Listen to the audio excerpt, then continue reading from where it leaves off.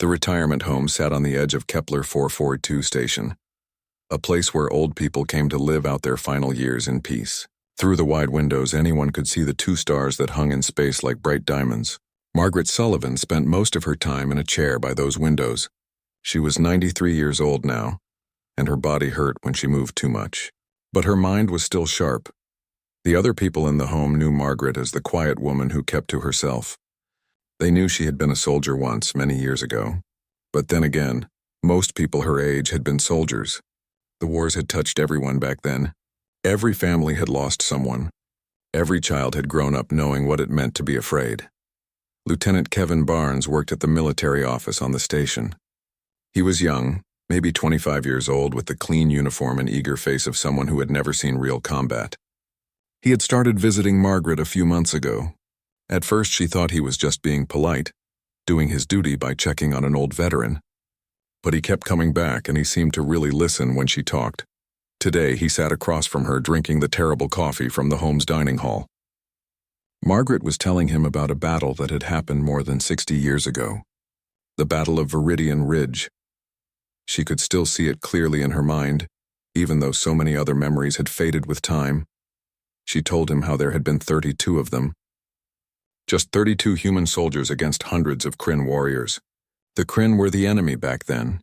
Alien creatures who thought humans were weak because we were smaller than them. They had surrounded the human position, cut off all the supply lines, destroyed the communication equipment. The people in charge of the war had written off those 32 soldiers as already dead. Kevin nodded as she spoke. He tried to look interested, but Margaret could see the doubt in his eyes. She had seen that look before. Young people always thought the old ones made their stories bigger than they really were.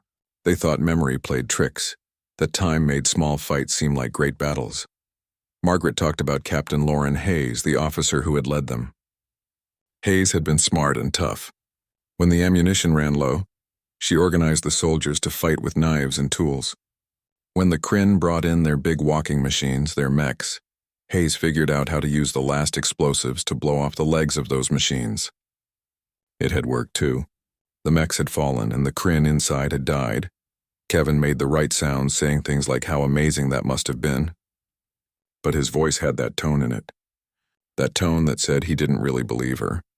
Margaret had heard it many times over the years. People thought she was just an old woman telling tall tales to make her past seem more important than it was. She stopped talking and looked at him. Her old eyes could still see things clearly when it mattered. She could see the polite disbelief on his young face. It made her sad but not angry. How could he understand? He had never been in a real battle. He had never felt what it was like to know you were going to die but keep fighting anyway. "You don't believe me," Margaret said. It wasn't a question. She said it as a simple fact. Kevin's face went red. He tried to take back what his expression had shown. He said something about how it wasn't that he didn't believe her, just that war stories tended to grow over time. Memory could be tricky, he said. Things got confused after so many years. Margaret nodded slowly. "Of course," she said. "Of course, memory plays tricks." Her voice was soft, and she turned back to look at the stars outside the window. She didn't say anything else about the battle. She let Kevin finish his coffee in uncomfortable silence, and then he made an excuse to leave. After he left, Margaret sat alone. She thought about Viridian Ridge. She thought about Lauren Hayes dying in the dirt, blood spreading across her uniform. She thought about holding that position for hours with nothing but a piece of broken metal to use as a weapon. She thought about the screaming and the fear and the smell of burned flesh. None of it had been a story. It had all been real. Every terrible moment of it had happened exactly as she remembered. But she didn't blame Kevin for not believing. Why would he? He lived in a time of peace where old battles were just history lessons, where the war seemed like something from a movie, instead of something that had actually happened to real people. Kevin walked back to his office with the conversation stuck in his head. He felt bad about doubting Margaret, but he couldn't help it. The things she described seemed impossible. Everyone knew the Kryn had been fierce enemies. The idea that 32 humans could hold off hundreds of them seemed like something from a propaganda film, not real life. But something bothered him. It wasn't just one thing Margaret had said. It was the way she said it. There was no excitement in her voice when she talked about the battle. No pride. She spoke about it the way someone might talk about a car accident they had survived, like it was something that had happened to her, something terrible that she wished she could forget but couldn't. That night, Kevin couldn't sleep. He kept thinking about Margaret's face when she had said, "You don't believe me." There had been no anger in it, just a kind of tired sadness, like she was used to not being believed. Like she had given up trying to convince people that her memories were real. The next morning, Kevin went to his office early. The military kept records of everything, all stored in computer files that went back more than 100 years. He had basic clearance to look at historical information. It was part of his job to know about military history, so he started searching for information about Margaret Sullivan. He found her service record quickly enough. Born in 2342, enlisted in the Terran Defense Forces in 2360 when she was just 18 years old, served until 2387. That was 27 years of military service. Most people only did 4 or 5 years, but the record was strange. Large parts of it just said classified operation instead of saying where she had been or what she had done. Kevin frowned at his screen. Why would so much of her service record still be classified after all these years? The wars had been over for decades. What secrets could possibly still matter? Then he saw something that made him sit up straight in his chair. In 2371, Margaret Sullivan had received the Stellar Cross. Kevin knew what that meant. The Stellar Cross was the highest award the military gave to soldiers. It wasn't something you got for doing your job well. It was something you got for doing something so brave, so important, that it changed the outcome of an entire battle or maybe even a whole war. The details of why she got the medal were sealed in a classified file. But the fact that she had received it was public record. Kevin stared at his screen for a long time. People didn't get the Stellar Cross for small things. They didn't get it for minor fights or routine missions. They got it for acts of incredible courage for battles that mattered. What had Margaret Sullivan done in 2371 to earn that medal? And why had she never mentioned it when she told her stories? Kevin would have thought that getting the highest military honor would be something a person would be proud of, something they would want to talk about. He searched for more information. He found that Margaret had served in something called the 47th Special Operations Division. Kevin had never heard of that unit. He looked it up and found very little information. The 47th had been dissolved after the wars ended. The record said it had been a unit that did special missions, but most of the details were still classified. What he did find made his stomach feel tight. The 47th Special Operations Division had a reputation. They were the soldiers who got sent on impossible missions. They went behind enemy lines. They fought in places where regular soldiers couldn't go. They did things that nobody talked about afterwards. Kevin sat back in his chair. His hands were shaking slightly. Margaret had been part of that unit. She had done things important enough to earn the Stellar Cross. And he had sat across from her yesterday and basically called her a liar. He had thought she was just making up stories to seem important. He felt sick with shame. But more than that, he felt curious. What had really happened at Viridian Ridge? Margaret had mentioned that name specifically. Was it a real place? Had there really been a battle there? Kevin typed the name into the military database. His heart was beating faster. The search came back with results. Viridian Ridge was real. The Battle of Viridian Ridge had taken place in 2371 on a colony world called New Harmony. That was the same year Margaret had received her medal. The official record was short, just a few sentences. It said that a small human force had held an important position against a much larger enemy force. The action had stopped the Kryn from surrounding the main human defenses. It had been critical to winning that whole part of the war. Kevin read those sentences over and over. Then he looked at the casualty list. 32 soldiers had started the battle. Only 4 had survived. Margaret Sullivan was one of them. His hands went cold. Everything Margaret had told him was true. She hadn't made it up. She hadn't exaggerated. If anything, she had probably made it sound less terrible than it really was. He kept reading. Captain Lauren Hayes was listed among the dead. She had been killed in action on the 3rd day of the battle, exactly as Margaret had said. Kevin didn't know what to do. He wanted to know more, but all the detailed reports were classified. He couldn't access them with his basic clearance level. The report Professor Cole sent was not like the short summary Kevin had found in the basic military database. This was different. This was detailed. It included exact times, precise locations, transcripts of radio communications, and personal accounts from the soldiers who had been there. It even included translations of messages that the Kryn had sent to each other during the battle. Kevin read it all. The battle had started at dawn on the first day. The Kryn had expected an easy fight. They sent about 200 warriors up the ridge, thinking the small human force would either run away or die quickly. They were wrong. Captain Hayes had spent the previous night preparing the position. She knew her soldiers couldn't win a straight fight against that many enemies, so she didn't try to fight straight. She set up the defenses so that the Kryn would have to come up narrow paths between rocks. The human guns could cover those paths from multiple angles. When the Kryn came, they walked right into a trap. The report said that 40 Kryn warriors died in that first attack. They fell in the narrow spaces between the rocks, shot down before they could even see where the humans were hiding. The Kryn pulled back, surprised and angry. They had expected humans to be easy to defeat. This was not easy. The Kryn tried again in the afternoon. This time they brought heavy weapons. They fired explosive rounds at the human positions, trying to destroy the cover the humans were using. Hayes pulled her soldiers back to a second line of defense she had prepared. The heavy weapons were powerful, but they were also slow. By the time the Kryn reached the first position, the humans were already dug in at the second position. Kevin read the intercepted Kryn communications from that evening. The enemy commander was frustrated. He wrote to his superiors that the humans were fighting with unusual skill and determination. He requested more soldiers and better equipment. His superiors agreed and sent reinforcements. The second day was worse. Much worse. The Kryn attacked with more warriors and more firepower. The human soldiers ran low on ammunition.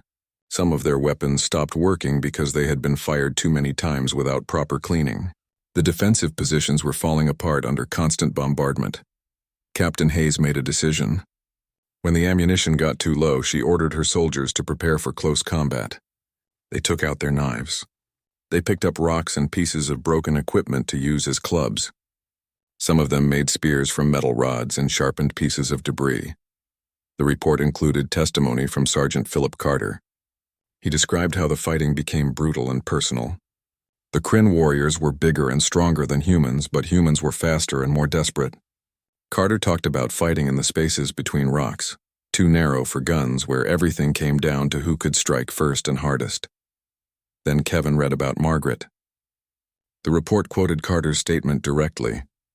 Private Sullivan held the eastern approach for 3 hours after Corporal Williams was killed beside her. She fought with a metal beam approximately 2 meters long. I counted at least 7 Kryn warriors who fell to her position during that time. She refused to retreat even when ordered. She said someone had to hold that line or we would all be surrounded. Kevin stopped reading for a moment. He tried to imagine Margaret, 60 years younger, standing in a narrow gap between rocks with nothing but a piece of metal, fighting off warriors who were each twice her size. The image didn't fit with the quiet old woman in the retirement home. But the report didn't lie. This had really happened. He continued reading. The Kryn communications from the second day showed confusion and growing respect. One message said the human defenders fought like cornered animals, but with intelligence and coordination that animals did not possess. Another message used a Kryn word that the translation marked as berserkers or death worshippers. The Kryn commander sent a report to his superiors. In this report, he admitted that he had underestimated the enemy. He wrote that humans seemed to lack the basic survival instinct that made intelligent beings retreat when defeat was certain. He wrote that his warriors were becoming afraid of the humans, which he found troubling because Kryn warriors were trained from birth not to fear death. On the morning of the third day, the Kryn attacked with everything they had. They sent in their heavy mechs, huge walking machines with armor too thick for human rifles to penetrate. The mechs carried large guns that could blow apart rocks and turn defensive positions into rubble. Hayes knew her soldiers could not fight mechs with knives and clubs. She gathered the remaining explosives. Every grenade, every mine, every demolition charge that the humans had left. There was not much, but it might be enough if used correctly. Hayes organized a team to plant these explosives in the path the mechs would have to take. It was dangerous work. The Kryn were still shooting. The mechs were getting closer. Hayes led the team herself.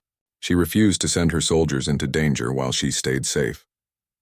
Kevin read the testimony from Private Nicole Grant, who was part of that team. Grant described how Hayes moved calmly under fire, placing explosives with steady hands, connecting the detonators, checking everything twice. She acted like she was doing a routine maintenance job, not preparing to fight giant war machines. Then Hayes was hit by a sniper. The shot came from somewhere high up on the ridge. One moment she was working on the detonator. The next moment she was on the ground, blood spreading across her uniform. She died within seconds. Kevin read that paragraph 3 times. It was written in the dry language of a military report. But he could feel the horror behind the words. The human soldiers had lost their leader at the worst possible moment. They were almost out of ammunition, exhausted from 2 days of constant fighting, and now the person who had kept them organized was dead. Sergeant Carter took command. By that point, only 18 human soldiers were still alive out of the original 32. They were down to their last few magazines of ammunition. The mechs were less than 100 meters away. Carter made a decision. They would finish setting up Hayes's trap. They would make her last plan work. The remaining soldiers completed the explosive setup. They fell back to the last defensive position, a small cluster of large rocks near the top of the ridge. They waited. The mechs came forward, their metal feet shaking the ground. Behind the mechs, hundreds of Kryn warriors advanced, expecting this to be the final attack that would break the human defense. Carter waited until the mechs were directly over the buried explosives. Then he triggered the detonator. The report described the explosion in technical terms. The blast destroyed 3 mechs completely and damaged 2 others. Debris from the explosions killed or wounded approximately 40 Kryn warriors. The narrow path between the rocks became blocked with burning wreckage, but what happened next was more important. The Kryn stopped advancing. For 3 days they had thrown warriors at this position. For 3 days humans had refused to break. The Kryn had lost over 200 warriors. They had lost expensive mechs. Their commander had promised quick victory, and instead he had found a grinding battle that seemed to have no end. The intercepted Kryn communications from that afternoon showed a different tone than the earlier messages. The commander reported that continuing the assault would result in unacceptable casualties. He wrote that the human position was too strong, the defenders too determined. He recommended bypassing the position and attacking the colony from a different direction. His superiors denied the request. They ordered him to take the ridge. The commander refused. Kevin found this fascinating. In the Kryn military culture, refusing an order was almost unthinkable. But the commander refused anyway. He withdrew his forces from Viridian Ridge and resigned his commission. He would rather face disgrace than send more warriors to die against an enemy that would not surrender. The human soldiers did not know about this. They sat in their last position, waiting for the next attack. They had almost no ammunition left. Most of them were wounded. They expected to die within the next few hours. But the attack never came. The Kryn pulled back and did not return. The delay gave the main colonial defense force time to regroup and establish stronger positions. When the Kryn finally attacked the colony from a different direction, they found prepared defenses instead of the chaos they had expected. The colony held. The human forces eventually won that entire sector of the war. Kevin sat back from the screen. His eyes hurt from reading for so long. His mind felt full of images. Margaret swinging a metal beam. Hayes placing explosives under sniper fire. Carter triggering the detonator. 18 soldiers sitting in the rocks waiting to die, not knowing they had already won. The last section of the report was Professor Cole's analysis. Cole argued that the Battle of Viridian Ridge showed something important about human psychology. Humans had a capacity to continue fighting even when logic said they should surrender. This was not stupidity or ignorance. It was a choice. The soldiers on that ridge knew they were likely to die. They fought anyway because giving up meant their friends in the colony would die too. Cole wrote that the Kryn had no cultural framework for understanding this behavior. In Kryn culture, warriors fought bravely but retreated when the situation became. Kevin felt his face grow hot with shame. "I'm sorry," he said, "for not believing you, for thinking you were just telling stories to make yourself seem important."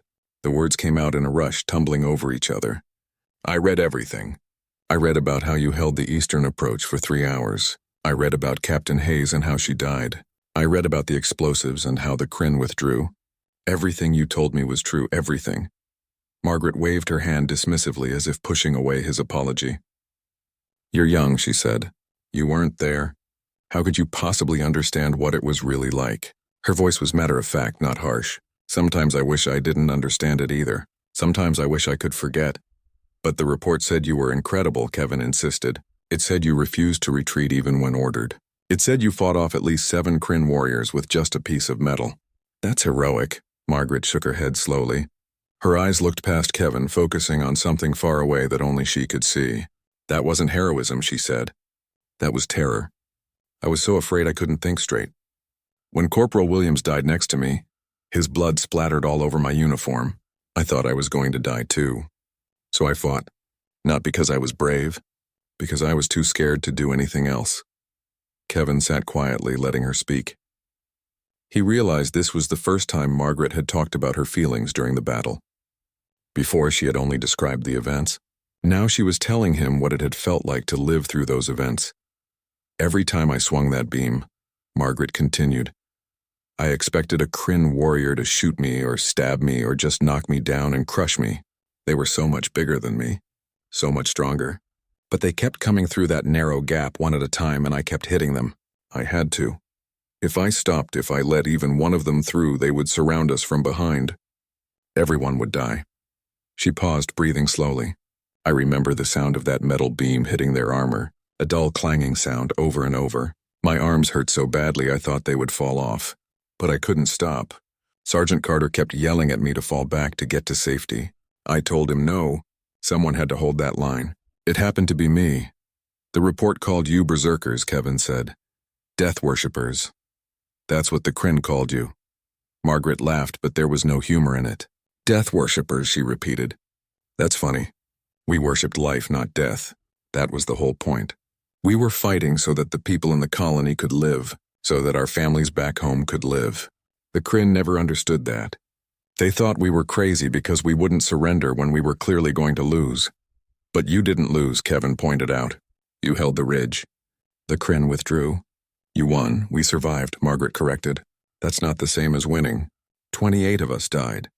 28 people who had families, who had dreams, who wanted to live. Captain Hayes was 34 years old. She had a husband and 2 children back on Earth. She died trying to protect a colony full of strangers. Tell me how that's winning. Kevin didn't know what to say to that.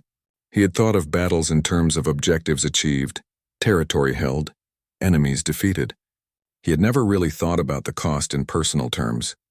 Each name in those casualty lists represented a person, someone's friend or parent or child.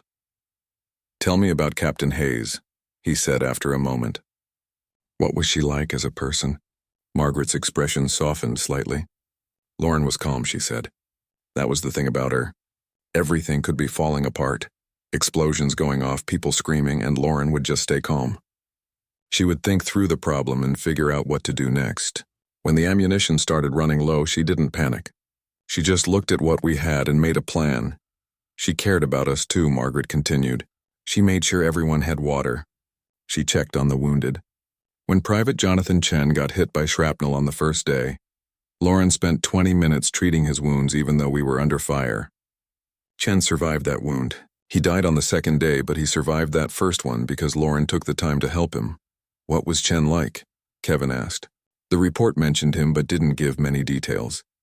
Margaret smiled, a real smile this time. Jonathan was funny. He was always making jokes, even in the worst situations. On the night before the battle started, he was telling stories about his grandmother and making everyone laugh. During the first attack, when everything was chaos and noise, he looked at me and said, "Well, this is exciting." Just deadpan like we were at a sporting event. It made me laugh even though I was terrified. He was 19 years old, Margaret added quietly. Just 19. He used to talk about going to university after the war. He wanted to study medicine. He thought maybe he could be a doctor and help people. Instead, he died on a rocky ridge far from home, fighting enemies he had never met before that week. Kevin felt a tightness in his chest. Can you tell me about the others, he asked. All of them. I want to know who they were, not just what they did. Margaret looked at him carefully. Why, she asked. Why do you want to know? They're gone. Knowing about them won't bring them back, because they deserve to be remembered as people, Kevin said. Not just as names on a casualty list. Not just as numbers in a battle report. They were real. They lived and they died and they mattered. Someone should remember that. Margaret was quiet for a long time. She looked out at the stars again. When she finally spoke, her voice was thick with emotion. "I remember all of them," she said. "Every single one. I remember their faces, their voices, their jokes, their fears. I've carried them with me for 60 years. Sometimes it feels like the weight will crush me. But I keep remembering because if I forget, then they really are just names on a list. They really are just numbers." "Will you tell me about them?" Kevin asked again. "Please, I'll record it if you let me. I'll make sure their stories are preserved properly. Not just in classified military files, but in a way that people can understand." Margaret studied his face. She seemed to be deciding whether she could trust him with these memories. Finally, she nodded. "All right," she said. "But not today. These stories, they take time to tell properly. They deserve to be told right, not rushed. Come back tomorrow. I'll tell you about Sergeant Philip Carter first. He was the one who took command after Lauren died. He was the one who triggered the explosives." "I'll be here," Kevin promised. "Whatever time works for you. I'll be here." Over the next few weeks, Kevin visited Margaret almost every day. She told him about each of the 32 soldiers who had fought at Viridian Ridge. Some of the stories were short because Margaret hadn't known those soldiers well. Others were long and detailed, full of small moments that revealed personality and character. She told him about Sergeant Carter, who had been a teacher before the war. Carter had taught history at a high school on Mars. He joined the military when the war started because he felt it was his duty. He was methodical and careful, the kind of person who thought through every angle before making a decision. That was why Lauren trusted him to be her second in command. She told him about Private Nicole Grant, who survived the battle along with Margaret. Grant had been a mechanic before joining the military. She was good with tools and machines. During the battle, she kept the weapons functioning even when they were damaged. She improvised repairs using whatever materials she could find. After the war, Grant disappeared. Margaret had tried to find her, but never could. She hoped Grant had found peace somewhere. She told him about Corporal Daniel Price, who had been an artist. Price used to sketch during quiet moments. He drew portraits of the other soldiers, quick but accurate drawings that captured something essential about each person. All his drawings were lost when the defensive positions were destroyed. Margaret remembered one he had done of Captain Hayes. It showed her looking out at the horizon, her expression calm and thoughtful. Kevin recorded everything. He took notes. He asked questions when things weren't clear. Slowly, the soldiers of Viridian Ridge became real to him. They weren't just names anymore. They were people with histories and personalities and dreams that had been cut short. After several weeks, Kevin had a substantial collection of stories. He wasn't sure what to do with them at first. Then he remembered Professor Cole at the University of New Earth. He contacted Cole and explained what he had been doing. Cole was extremely interested. He asked if he could see the recordings and transcripts. Kevin asked Margaret first. She thought about it for a day, then agreed. "Just make sure they get the stories right," she told him. "Don't let them turn us into legends or heroes. We were just people doing what we thought we had to do." Professor Cole reviewed all the material Kevin sent. He wrote back with an idea. He wanted to combine Margaret's oral histories with the declassified battle reports to create a comprehensive account of Viridian Ridge. Not just the tactics and strategy, but the human side of the battle. The fear, the courage, the bonds between soldiers, the cost of survival. He asked if Margaret would be willing to work with him on this project. Kevin brought the proposal to her. Margaret was hesitant at first. She didn't like the idea of attention. She had spent decades avoiding attention. But Kevin pointed out that this wasn't about her. This was about the 28 soldiers who died and the 3 others who survived, but were now gone. This was about making sure people, and the book was published 6 months later. Professor Cole sent copies to military academies, universities, and libraries across human space. He also made it available for free download, so that anyone who wanted to read it could do so without paying. The response was immediate and powerful. Military instructors started using it in their classes. Not just for the tactical lessons, though those were valuable. They used it to teach young officers about leadership under pressure, about the cost of command, about the humanity of the soldiers they would one day lead. Students read about Captain Hayes making impossible decisions and Sergeant Carter taking over when his leader died. They read about ordinary people doing extraordinary things because they had no choice. But the book's impact went beyond military circles. Civilians read it too. Families who had lost loved ones in the wars found something in it that helped them understand. The abstract concept of military service became concrete. The numbers in casualty reports became people with names and stories and reasons for fighting. Kevin received messages from readers. One woman wrote to say that her father had died in the expansion wars when she was a child.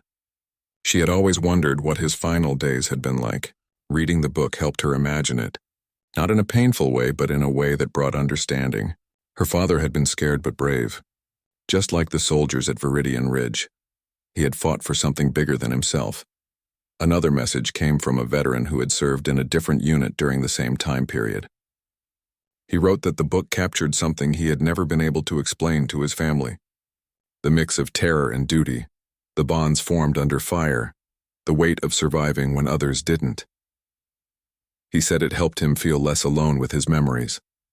Margaret read these messages. Kevin shared them with her, asking first if she wanted to see them. She said yes. She read each one carefully. Some made her cry. Others made her smile. All of them seemed to bring her a kind of peace. People understood now. They really understood. A year after the book was published, something unexpected happened. The Galactic Council announced a special memorial ceremony to commemorate the end of the expansion wars. It would be held on the anniversary of the peace treaty signing. They wanted to honor the soldiers from all species who had fought and died. They specifically requested that Margaret attend and speak. Margaret's first reaction was to refuse. She didn't want to be in front of thousands of people. She didn't want to be on display like some kind of exhibit. She had told her stories. She had done what she could to honor the dead. Wasn't that enough? Kevin understood her reluctance, but he also saw an opportunity. This wasn't just about Margaret. This was about making sure that what happened at Viridian Ridge, and at hundreds of other battles across the galaxy, wasn't forgotten. This was about teaching the younger generations what war really cost. He sat with Margaret in her usual spot by the window. These stories need to be heard by everyone, he told her. Not just by humans. The other species need to understand what humanity is capable of when we have something worth defending. They need to understand why humans fought the way we did. You can help them understand. Margaret was quiet for a long time. She looked out at the stars, the same stars she had looked at thousands of times over the years. Finally, she nodded. All right, she said. I'll do it. Not for me, for them, for all of them who can't speak for themselves. The memorial ceremony was held on a neutral station near the border between human and Kryn space. Representatives from dozens of species attended. The hall was enormous, filled with thousands of people. Kevin stood in the wings with Margaret, both of them nervous. Margaret's hands shook slightly as she waited for her turn to speak. When her name was called, Kevin squeezed her hand gently. You can do this, he said. Just tell them what you told me. The truth. That's all they need to hear. Margaret walked out onto the stage. The lights were bright. The audience was a sea of faces, some human, most not. She stood at the podium and looked out at them. For a moment, she felt frozen. Then she remembered why she was here. She remembered Lauren Hayes and Jonathan Chen and all the others. She took a breath and began to speak. She told them about Viridian Ridge, not the tactical details, not the strategy. She told them about the fear. She told them about watching her friends die. She told them about fighting with a piece of metal because there was no ammunition left. She told them about Captain Hayes dying while trying to protect people she had never met. She explained that humans weren't special. They weren't superhuman or suicidal or crazy. They were just people who had something they couldn't afford to lose. They fought because surrender meant death for others, for people they cared about, for colonies full of families. They fought because sometimes the only choice is to stand and face the enemy or watch everything you care about be destroyed. The hall was completely silent while she spoke. Margaret's voice carried through the space, clear and steady despite her age.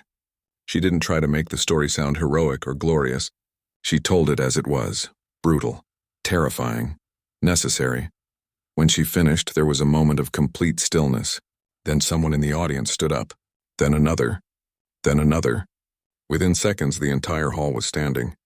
Not applauding, just standing in silence. It was a gesture of respect that needed no words. Margaret looked out at them. She saw humans with tears on their faces. She saw other species standing with expressions she couldn't quite read. but felt she understood. They got it.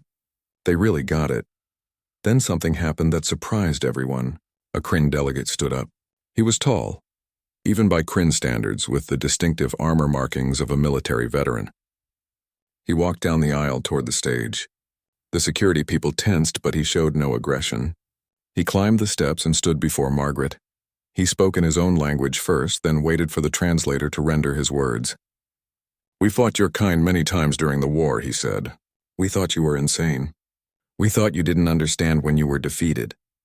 But we were wrong. You understood perfectly.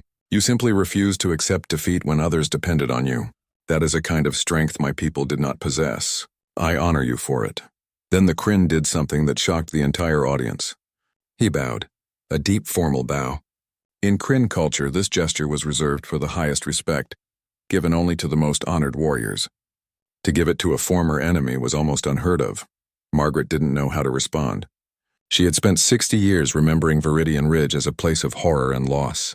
She had never thought of it as something worthy of honor. But looking at the Kryn warrior's face, she understood that he saw something different. He saw soldiers who had refused to give up. He saw a kind of courage that his culture valued, even if they had been on opposite sides. She bowed back. It was awkward. Humans didn't bow the same way Kryn did, but the gesture was clear enough. She accepted his respect and offered her own in return. Later, after the ceremony ended, Margaret sat in a quiet room with Kevin. She looked exhausted, but also somehow lighter. "That was harder than I expected," she said, "but I'm glad I did it. I think Lauren would have been glad too. She always believed that if we could just make people understand each other, maybe wars could be avoided." Kevin smiled. "You did something important today. People will remember this. They'll remember your words. They'll remember what you and the others sacrificed." Margaret nodded slowly. "But promise me something," she said. "Promise me you'll keep collecting these stories, not just from me, from all the veterans. Before they're gone, before all these memories are lost, people need to know what war really costs, not the official version. The real version, I promise," Kevin said, and he meant it. He had found his purpose. He would spend the rest of his life collecting and preserving these stories, making sure that future generations understood the true price of the peace they enjoyed. Margaret lived for 5 more years after the ceremony. She spent those years quietly, much as she had before. But something had changed. She seemed more at peace. The weight she had carried for so long felt lighter. She had done what she needed to do. She had honored the dead by making sure they were remembered properly. Kevin visited her regularly until the end. They talked about many things, sometimes about the war, sometimes about other topics, books, politics, the changing galaxy, the weather, normal conversations between friends. That was what they had become. Not just a young officer and an old veteran. Friends. On her last day, Margaret was lucid and calm. She knew she was dying. She had accepted it. Kevin sat by her bed, holding her hand. She looked at him with clear eyes. "Promise me," she said again. "Promise me you'll keep telling these stories. Don't let them become just numbers in a database." "Keep them human, I promise," Kevin said. His voice was thick with emotion. "I'll spend my whole life on this if I have to. They'll be remembered. All of them," Margaret smiled. Her grip on his hand weakened. "Good," she whispered. "That's good. Tell them I wasn't a hero. Tell them I was just scared and trying to survive. Tell them that's what all of us were. Just people doing the best we could." Those were her last words. She closed her eyes and her breathing slowed. Within an hour, she was gone. Kevin sat with her for a long time afterwards, not ready to let her stood what real. Kevin kept his promise. In the years after Margaret's death, he made it his life's work to collect stories from veterans across human space. He traveled to retirement homes, colony worlds, and remote stations. Anywhere there were people who had lived through the expansion wars, he went there with his recording equipment and his notebook. At first, many veterans were reluctant to talk. They had spent decades keeping their memories private. They thought nobody cared about what they had been through. But Kevin showed them Margaret's book. He showed them the responses from readers. He explained that their stories mattered, that people wanted to understand. Slowly, they began to open up. He heard stories about space battles where ships fought at impossible distances. He heard about ground campaigns on alien worlds where the gravity was wrong and the air smelled strange. He heard about soldiers who held defensive positions for days without reinforcement. He heard about medics who worked under fire to save wounded comrades. He heard about engineers who kept damaged ships running through sheer determination and improvisation.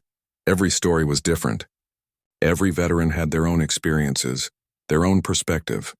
But certain themes appeared again and again: fear, duty, the bonds between soldiers who depended on each other, the weight of surviving when others didn't, the difficulty of returning to normal life after seeing terrible things. Kevin compiled all these stories into a massive archive. He worked with Professor Cole and other historians to organize and preserve them properly. They created a database that was both searchable and browsable. Anyone could access it for free. Students, researchers, families of veterans. Anyone who wanted to understand the wars could find personal accounts alongside the official records. The archive grew year by year. Hundreds of stories, then thousands. Each one unique. Each one important. Kevin made sure that every story was properly attributed, that every veteran's name was recorded correctly, that the context was clear. This wasn't just data collection. This was history being preserved in human terms. Schools started using the archive as a teaching tool.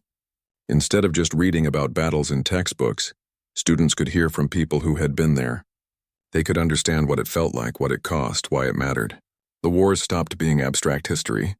They became real. 20 years after Margaret's death, Kevin was invited to speak at a military academy graduation. He was 60 years old now. His hair was gray. He had spent his entire adult life on this project. He stood before the young officers and told them about Margaret Sullivan, about how he had doubted her stories, about how he had learned the truth, about how meeting her had changed his life. "You will lead soldiers," he told the graduates. "Some of you will lead them into combat. When you do, remember that each of them is a person. Each has a family, dreams, fears, things they love.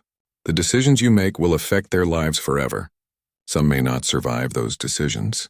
You will carry that weight for the rest of your life." That's the real cost of command, not the tactical challenges. The human ones, he told them about the archive. He encouraged them to read the stories there, to understand what their predecessors had endured, to learn not just tactics and strategy, but humanity and compassion. War required strength, yes, but it also required wisdom. Knowing when to fight was important. Knowing what you were fighting for was more important. After the ceremony, several young officers approached Kevin. They thanked him for his work. One of them, a lieutenant named Sarah Chen, said she had read every story in the archive. She said it had taught her more about leadership than any classroom ever could. She promised to remember the lessons when she took command of her own unit. Kevin felt a deep satisfaction hearing that. This was why he did this work. Not for recognition or awards, but to make sure that the sacrifices of people like Margaret and her comrades weren't forgotten. To make sure that future leaders understood what they were asking of their soldiers. The archive continued to grow.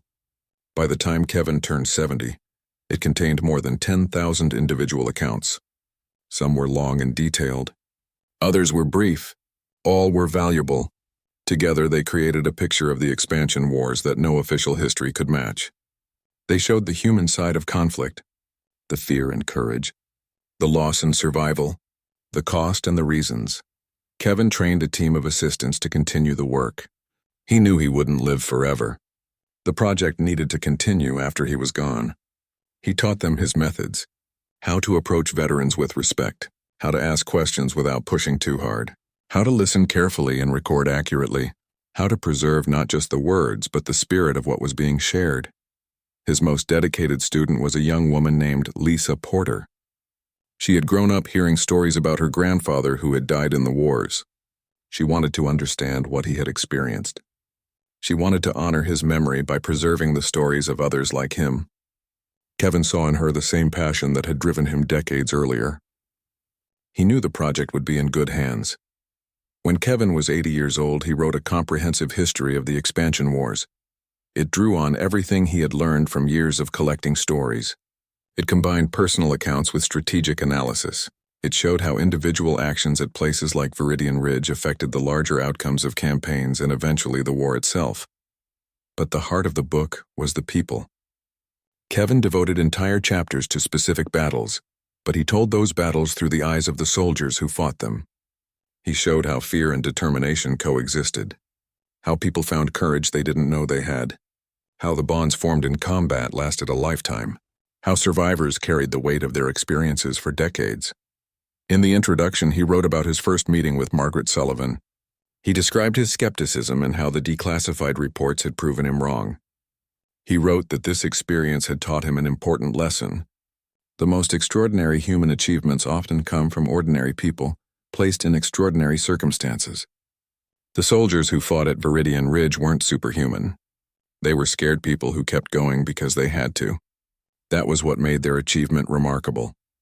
Kevin concluded his introduction with a reflection that would be quoted in classrooms across human space for generations. "We often speak of human exceptionalism," he wrote. "We point to our technology, our exploration, our diplomatic achievements, but the true measure of humanity lies in what we do when everything is falling apart. At Viridian Ridge and countless other places, humans demonstrated that when we have something worth defending, there is no force in the galaxy that can make us surrender." That stubbornness, that refusal to accept defeat, saved colonies and eventually helped win the war. It came at a terrible cost, but it mattered. The book became required reading in schools throughout human space. Not just military schools, all schools. Children learned about the expansion wars through the eyes of the people who fought them. They learned that heroes weren't people from movies.